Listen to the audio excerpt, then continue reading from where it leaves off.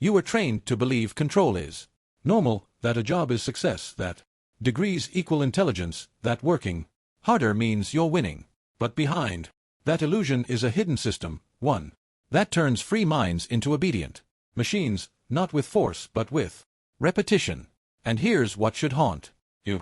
Most people will spend their lives defending the system that kills their potential. They'll worship it, work inside it, raise their kids in it. Because once the programming is deep enough, the cage becomes invisible. But if you're here, it means part of you already sees the cracks. This isn't just an audiobook.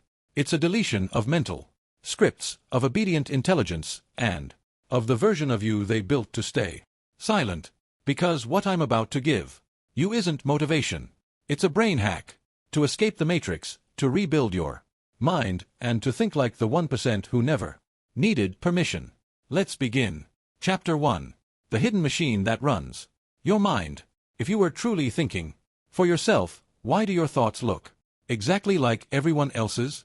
You were born with a mind, but you were never taught how to own it. Before you could speak clearly, systems were already shaping your thoughts.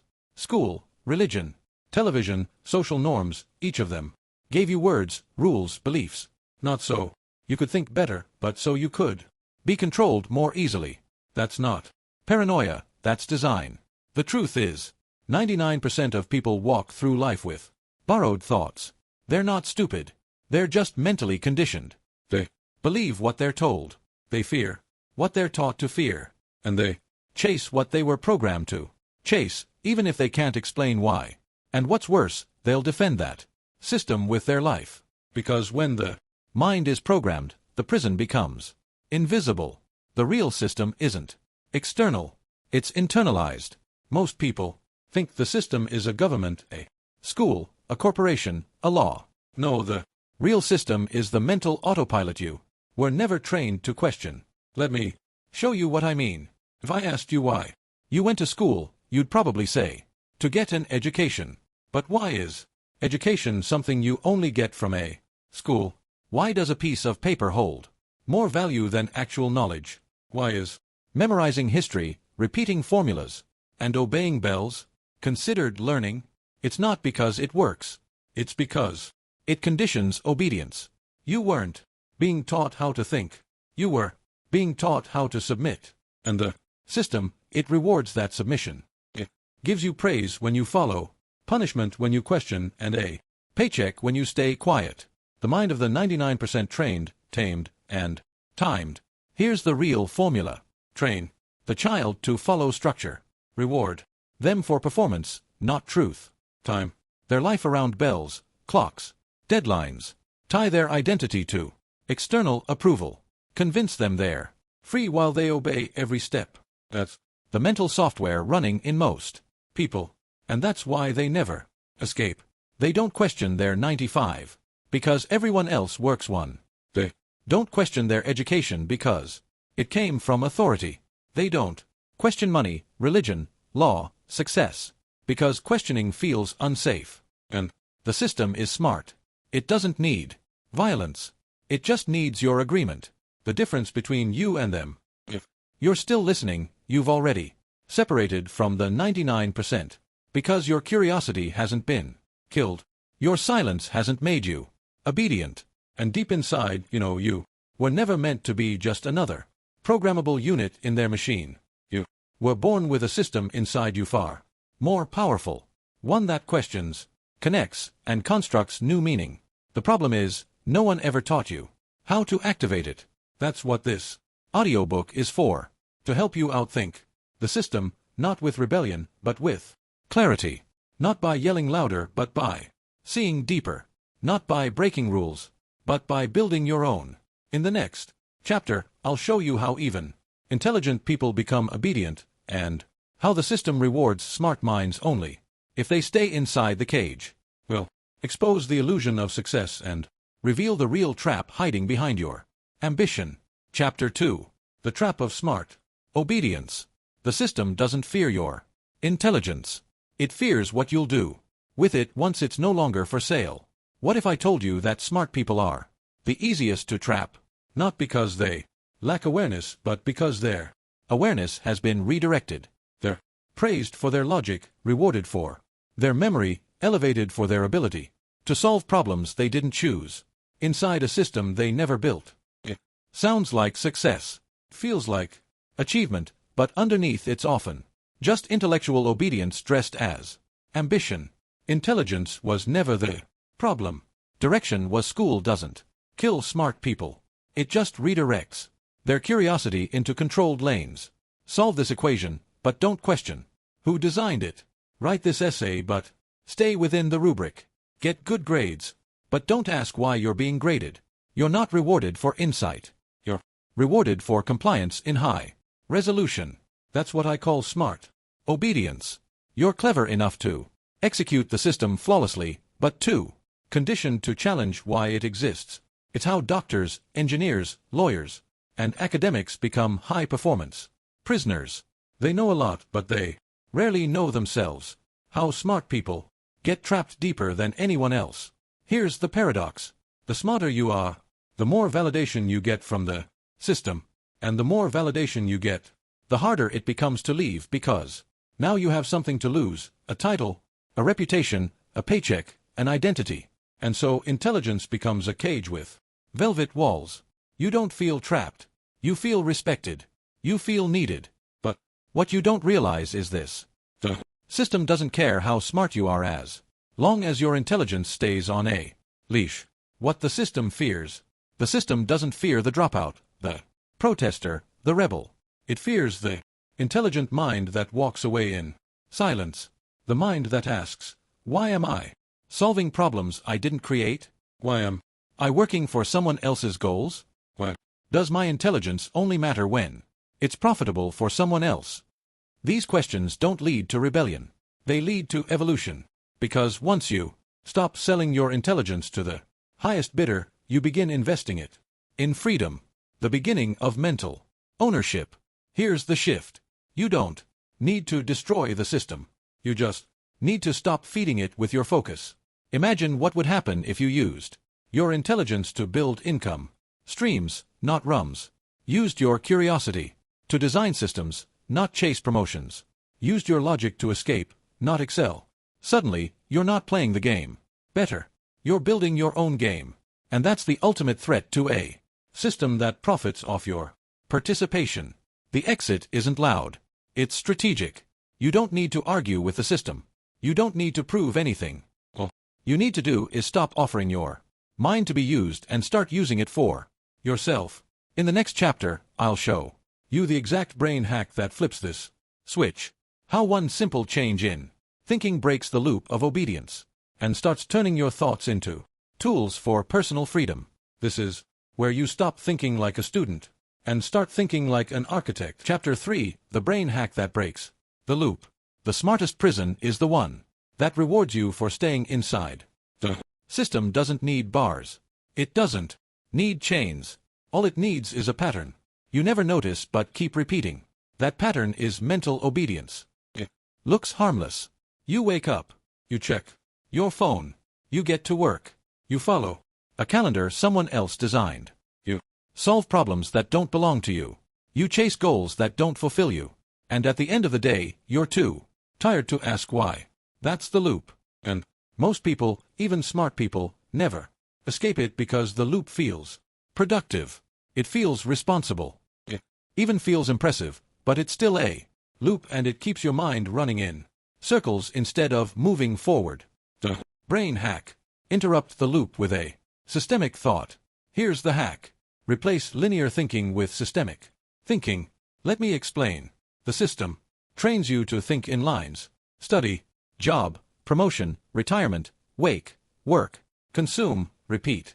But the 1%, the system designers, they think in loops, in leverage, in layers, where the 99% sees steps. The elite see systems. Systems don't ask what's next. They ask what repeats. Because once you see a loop, you can break it. You can rewire it. Or better yet, you can build your own. To apply the hack right now, here's how you do it.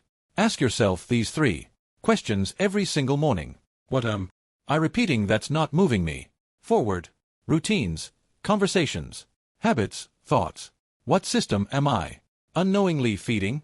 An employer's profits, a school status game, someone else's dream. What loop do I need to build instead? A daily content habit, a skill that compounds, a project that frees me. This isn't about adding more effort, it's about directing your mind like a weapon, not a worker. The three-part rewiring formula. Let's make it practical. Here's the core framework. 1. Zoom out.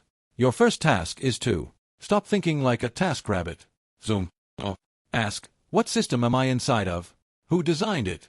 Why am I still here? This alone can dissolve 10 years of mental fog. 2. Spot the invisible rule.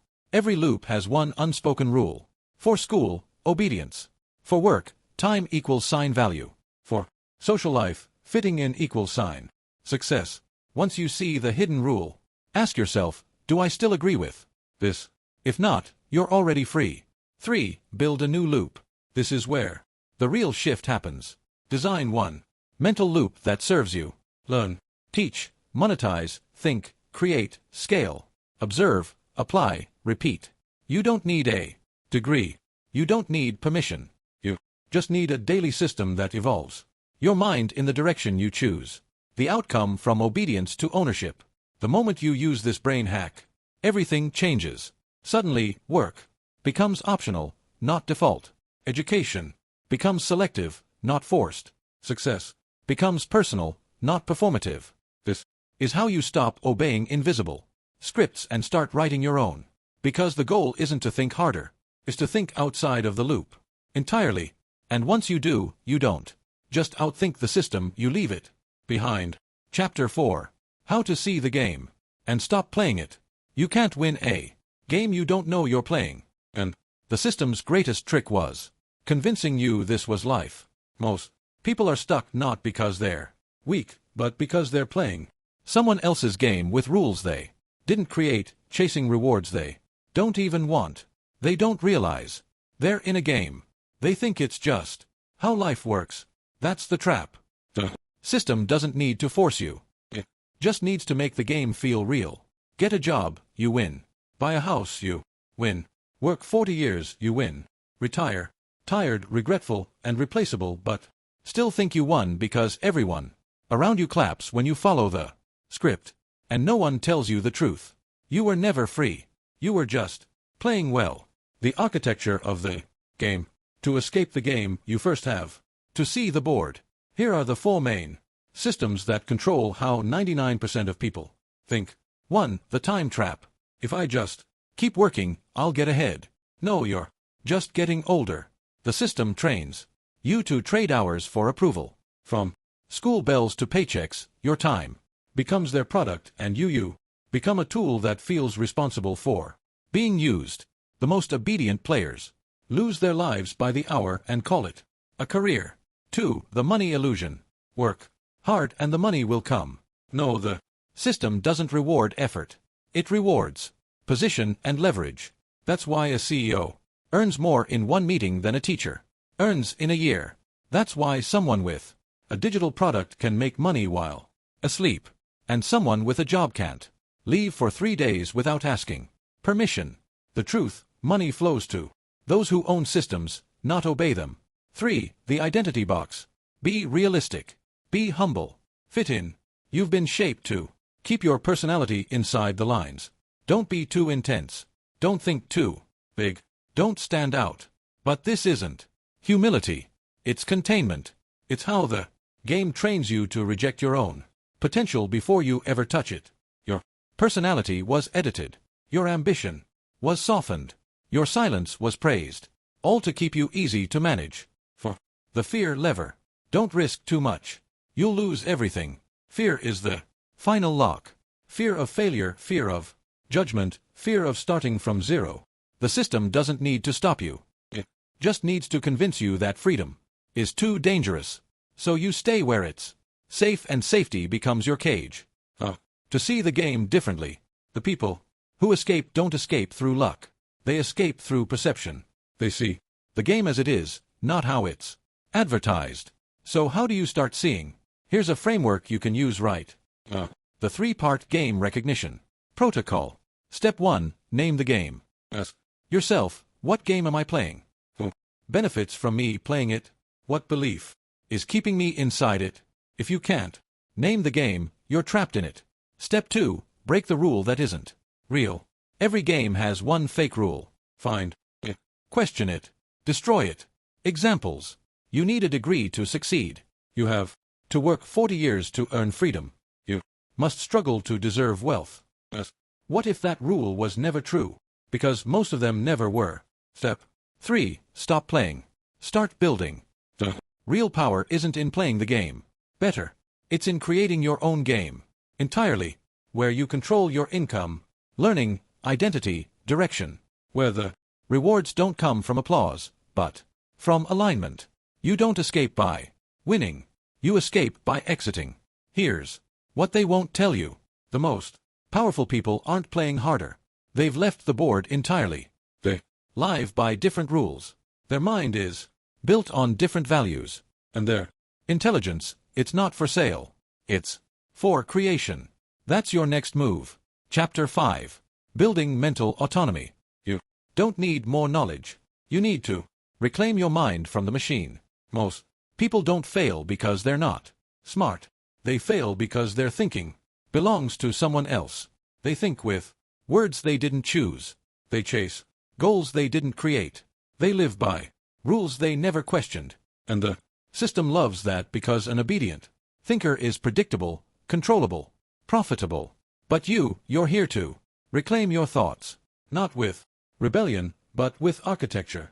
This chapter isn't about motivation. It's about mental autonomy. The ability to build your own operating system and update it without asking for permission. Let's begin. What is mental autonomy? Mental autonomy means your thinking is self-directed, self-correcting, self-rewarding. You no longer rely on school to learn. You no longer rely on jobs to earn. You no longer rely on culture to define success. You become your own source code. And that scares the system because once you can think for yourself, you stop needing what they sell. Step 1. Cut the default inputs. Most minds aren't free because they're never quiet. They're flooded with social media noise, political distraction, shallow content, manufactured fear, status comparison. All of that is mental pollution. To build autonomy, you must cut the feed. Not forever, just long enough to hear your own mind again. Silence is the first step to self-authorship. Start with 24 hours of input fasting. No content, no opinions, no digital noise. Just your thoughts. Raw, unfiltered, uncomfortable. That discomfort, it's not weakness, it's withdrawal from mental dependency. Step 2. Rebuild your learning system. Forget school. Here's how you actually build intelligence. 1. Cure it ruthlessly. Don't read what's popular. Read what's useful. Study wealth, psychology, systems, power. Filter by results, not reputation. 2. Learn in layers. Stop consuming passively. Apply, teach, explain. The brain remembers what it must reproduce. 3. Create feedback loops. Don't wait for exams. Test yourself every day through reflection, results, and reality. 4. Track evolution, not information. Ask, what changed in me this week? Not, what did I read? Step 3. Unlearn the job mindset. The job mindset is simple. Trade time for approval. Mental autonomy flips that. It asks, how can I trade thought for freedom? Here's how. Build a skill that compounds. Solve a problem you don't need permission to address. Turn that solution into a system, product, service, or process. No, you're not working. You're building. Leverage. And that's the income path of free thinkers, not obedient ones. Step 4. Redefine value. Mental autonomy requires a new definition of value. Value equal impact plus independence. If something makes you dependent, even if it looks impressive, it's not value. If something makes you more free, even if it's small, it is. Degrees don't equal value. Titles don't equal value. Ownership equals value. Sovereignty equals value. Autonomous minds stop chasing permission. They start creating optionality. Step 5. Build a mind That's self-sustaining. You don't just want intelligence. You want sustainable cognition, thinking that fuels itself. Here's how. A clear purpose. Why do I think? A system. How do I evolve? Feedback. Where am I wrong? Reflection. What did I learn today? Repetition. Do I lock it in? That's how you build a mind that upgrades every 24 hours. Without school, without bosses, without applause. That's what scares the system the most. A brain that improves without them. Chapter 6. Becoming the 1% mind. You don't escape the system to prove something. You escape it because it no longer deserves access to your mind. Most people think the 1% are born lucky. But the truth is far colder and far more empowering. The 1% don't have different brains. They have different protocols. They use thought differently. They interpret fear differently. They respond to pressure differently. And above all, they never think by accident. This final chapter is your integration. You've seen the machine. You've learned the hack. Now it's time to live as the exception. Step 1. Think in systems, not struggles. The average mind thinks emotionally. I'm stuck. I need to work harder. I just need one more chance. The 1% mind doesn't think in effort. It thinks in architecture.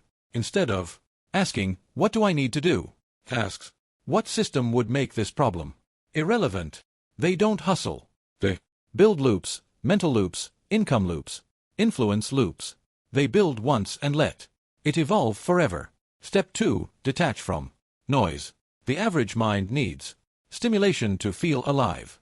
News, notifications, conflict, validation. But the 1% mind runs cold, silent, surgical. It doesn't crave dopamine. It curates. Why? Because too much mental noise lowers clarity. And clarity is everything. To maintain clarity, guard your inputs. Protect your mornings. Exit useless conversations. Limit exposure to people who think in panic. Mental sovereignty requires emotional filtration. Step 3. Ruthless self-calibration. The 1% don't just learn, they measure. They ask, what beliefs are slowing me down? What fears am I justifying as realistic? What part of my identity is still performative? Average minds defend themselves. Exceptional minds debug themselves not with shame, with curiosity. Every week, every quarter, they strip away illusions.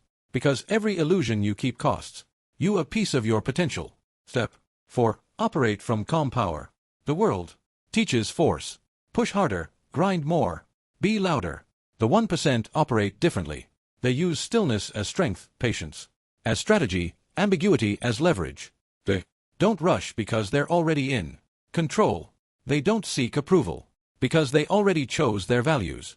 And when they act, it's precise. No noise, no chaos, no wasted movement. That's the energy of mental freedom, not rebellion, not performance, control. Final integration. Run the algorithm. You now have the full structure. Let's lock it in. Here's the daily mental algorithm to upgrade your intelligence. Every 24 hours. Silence 30 minutes. Disconnect from noise. Let clarity rise. Question 1 system. Spot a loop. Ask why you're in it. Learn one idea not from social media, from source. Build one asset, something small that grows over time. Skill, page, product, idea. Reflect 10 minutes. What did I think today that I didn't think yesterday? Repeat this quietly, daily, relentlessly, and within 12 months, you'll no longer think like the 99%. You won't fit in. You won't be understood. And you won't care because you'll finally belong to something greater. Mind you built, a system you control, a life that doesn't need a leash. You didn't listen to this audiobook to be entertained. You listened because part of you already knew the system is real. The control is quiet and the escape begins in the mind. So here's your final reminder. You were never average. You were conditioned to think small. That ends here because the world doesn't need more smart people in cages. It needs more minds that walk away in silence and build something the system can't touch. Now go build it. If this hit you deeper than you expected, share it. Silently. Not for attention, but for alignment. Because the real ones, they'll feel it instantly. Release to Chapter 3 once a week until the system inside your mind is fully deleted. Leave a review, not for me, but for the next person who's still trapped. Your words might break their loop. And if you want more like this, more dark clarity, more forbidden tools, more quiet upgrades, I've built a vault for minds like yours. Find the link in the top comments. No ads, no noise, just raw psychological upgrades. For the 1% who are done being obedient. You don't need permission to be free. You just need to remember who you were before they trained you to forget. Welcome back. Your mind is yours again. Now go build a life they can't.